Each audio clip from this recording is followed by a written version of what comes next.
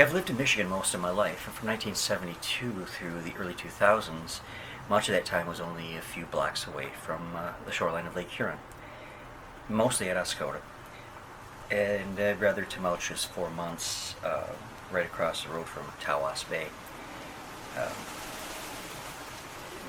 That wasn't even a block, like a half a block. So when most of the time the Great Lakes were beautiful and the bustle of activity. But when, however, the lakes become unsettled, they can rage without mercy, spreading incredible destruction.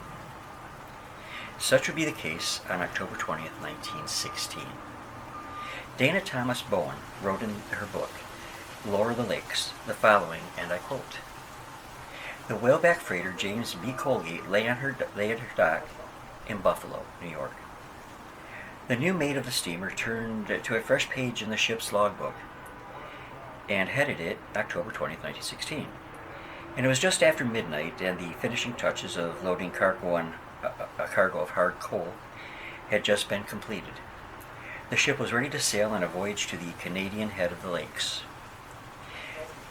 Fort Williams, Ontario, to be exact. Little did the mate realize that the date he had just written was one never to be forgotten in the annals of shipping on the Great Lakes," end quote.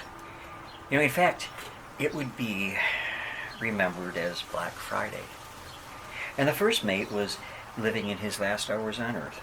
He would not make it to his destination, nor would any of the crew, with the exception of one, the captain, who had been on the job for only 2 years. Captain Walter J. Grayshaw had sailed on the lakes for 20 years, and 10 of those was as a mate aboard the Colgate. He had a lot of experience and took note of the wind gaining strength, but sailed out of the safe harbor of Buffalo into the deep waters and the deep darkness, of Lake Erie. By dawn, the Colgate had made very slow heading in the face of a roaring gale and found herself near Long Point on the Canadian shore. The captain and crew struggled against the hurricane-force winds, trying desperately to keep the Colgate headed into the wind. Many weary hours later, at nightfall, the frothing, churning lake was a horror to behold that we cannot even begin to imagine unless you've seen it. And I have seen it.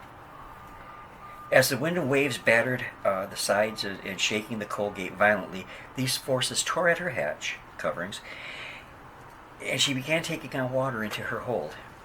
And the pumps worked hard, but were no match for the tons of sloshing water and cargo and the tons of water that were slamming against the sides of the ship. Now, by 8 that night, the ship began to list, and the crew feeling desperate and defeated, gave up hope for the Colgate and prayed for their deliverance.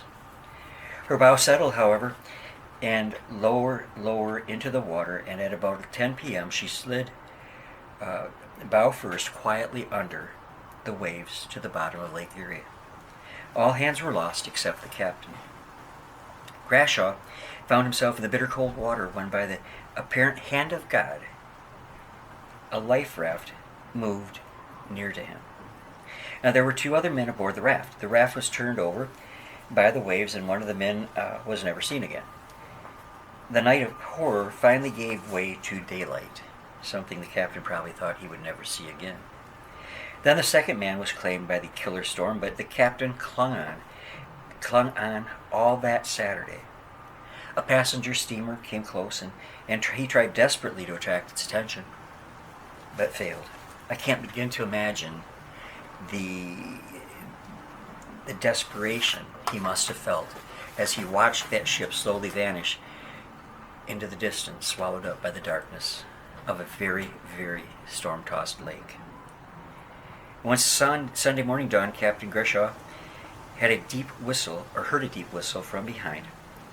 And it was a car ferry, Marquette and Bessemer No. 2. The skipper, Captain Van Buskirk, ordered the ferry stopped, and the captain was taken on board. Then there is this account of the steamer Marshall F. Butters. It was a wooden lumber carrier with a crew of 13 men, and she was caught up also in the Black Friday storm. but fared much better than the Colgate. She was on her way to Cleveland with a load of shingles and lumber, and the Butters had left the Detroit River en route, en route for Southeast Shoals Light. As the wind grew in intensity and the waves rolled higher and higher, the Butters rolled heavily and her cargo began to shift, causing the ship to list. The crew was comprised mainly of men from Ludington, Michigan, or that general area.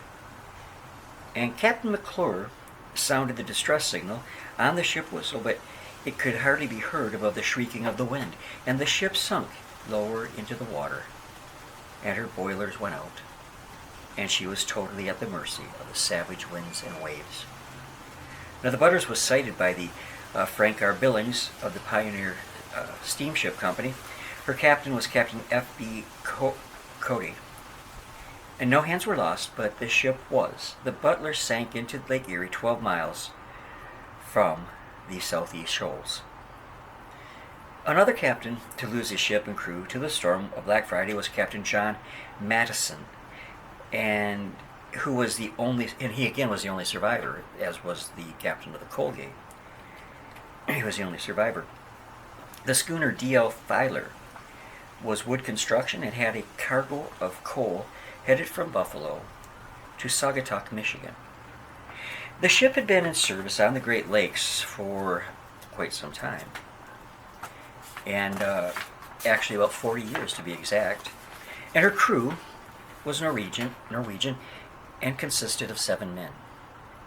The ship was in desperate straits, and all the men, in an attempt to save themselves, climbed the foremast, which still stuck out of the water. Their collective weight proved too much for the old mast, and it broke, casting the men into the waves. Still another ship, the Meridia, a Canadian steamship, was claimed by the storm. There were 23 men on board. Everyone was lost. Days after she went down, bodies were found floating mid-lake. For many days after the storm had calmed, the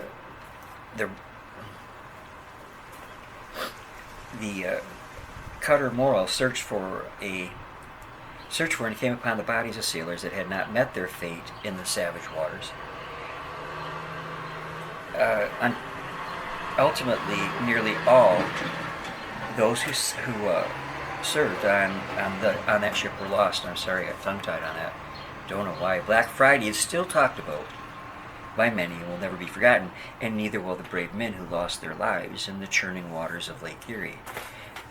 And I would imagine that those ships still lie at the bottom with their cargo, and perhaps the remains of the men who sailed on some of them. The power of the waves of the lake, you cannot imagine. You have to see it for yourself. And when David and I lived for those 4 months on the shore of Tawas Bay, we got to experience what those waves were like. Across the road, it was less than a block. It was the beach had been built up because of erosion, and there were huge cement blocks there. And when a storm would come up there were a couple of violent ones came up while we lived there, the waves crashed against those, and just the ground shook right by them. They were so strong. And it left you in awe as you stood there, almost in fear that it might somehow grab out or reach out, grab you, and pull you right down into it.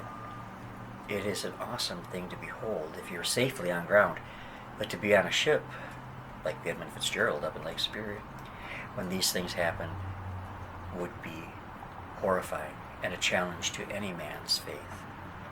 Well, I hope you've enjoyed this. I thought it was an interesting part of the Great Lakes history, and so thank you for stopping by. I appreciate you all very much. I would ask you please to leave a thumbs up for Charlie Cat and I, and safe sailing, friends. Love you all.